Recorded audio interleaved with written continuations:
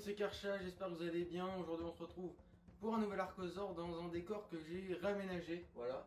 Et dans un angle de caméra différent pour essayer de se rendre ça un peu plus dynamique. N'hésitez pas à me dire ce que vous en pensez. Moi je trouve ça un peu mieux, donc on va continuer comme ça pour le moment. Désolé à ma chaise de bureau, mais bon apparemment c'était la fin d'une ère. Hello darkness, my old friend. Le format de la vidéo va être un peu plus similaire à celui sur le Beckel Spinax, car je sais pas si vous vous souvenez, c'est un dinosaure peu connu. Là aussi on va partir sur un dinosaure très peu connu, tellement pas connu qu'il pourrait rentrer dans les tops de The Top Man sur les dinosaures les plus bizarres. Autant vous dire que je me suis creusé la tête pour celui-là. Bon, encore une fois on reste sur un carnivore, hein. Et oui, mais promis, le prochain épisode sera sur un herbivore. Il est déjà en cours d'écriture, donc ne vous inquiétez pas cette fois, c'est sûr. Enfin bref, l'intro a assez duré, je vous présente directement la terreur du jour, l'Okasaurus. Bon, j'avais quelques petites blagues sur son nom, mais bon, je sais pas si je vais les faire. Bon, peut-être une, allez, une petite. Qu'est-ce qui arriverait si tout le monde était plongé dans la glace? Et bah, ça laisserait une Okasaurus de survivre. Voilà. Ou tu sors ou je te somme, il faudra prendre une décision. Bon, soyons un peu plus sérieux et passons directement sur la signification du nom Okasaurus garidoi. Alors tout d'abord, Okasaurus, qu'est-ce que ça signifie? Ça signifie lézard d'Oka. La terreur du jour a été retrouvée en Argentine dans la formation d'Anacleto en 1999, retrouvée par Alberto Garrido dans des sédiments lacustres. Voilà tout simplement pourquoi il s'appelle garidoi, en hommage à Alberto Garrido. La formation dont je vous ai parlé est datée du Crétacé supérieur, plus précisément du Santoniens au Campanien. Ce dinosaure est très peu connu alors qu'il appartient à la famille des Abélisauridés, et il est notamment l'un des Abélisauridés les plus complets jamais retrouvés. En plus, vous connaissez très bien cette famille car c'est à cette famille-là qu'appartient le célèbre Carnotaurus, ou le un peu moins célèbre mais qui commence à se démarquer un petit peu, Majungasaur. D'ailleurs, l'ancien nom d'Okasaurus était Abelisaurus garidoi, mais ce nom sera changé plus tard. Parlons maintenant un petit peu de l'animal en lui-même.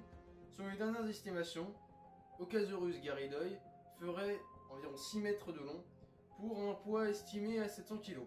Donc on est sur un bon gros bébé, mais qui ne mangeait pas des proies de son gabarit. En effet, il se nourrissait plutôt de petites proies, comme ici ce petit ornithopode appelé Gasparinisaurus. Concernant sa niche écologique, il a partagé avec un autre grand prédateur, l'Aerostheons.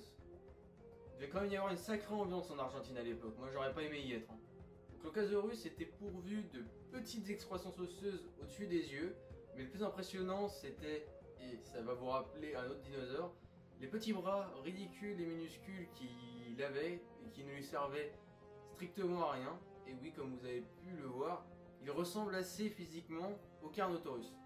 Par contre, au contraire, ses pattes arrière étaient relativement puissantes et pouvaient lui permettre d'atteindre des pointes de vitesse non négligeables.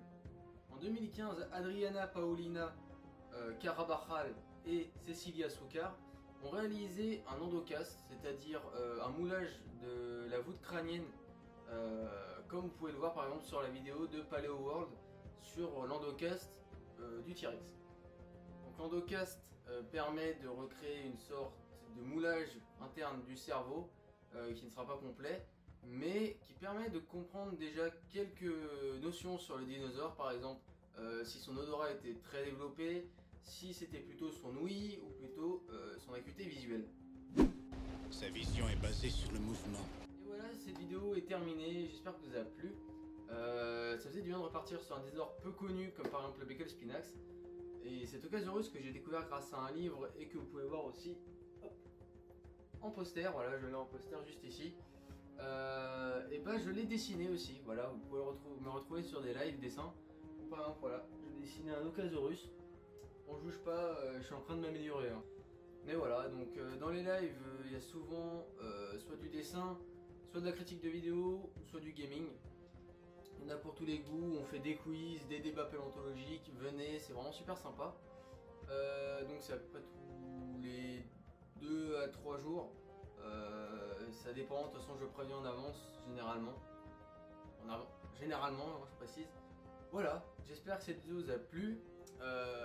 Et du coup je vous dis à plus dans un autre temps.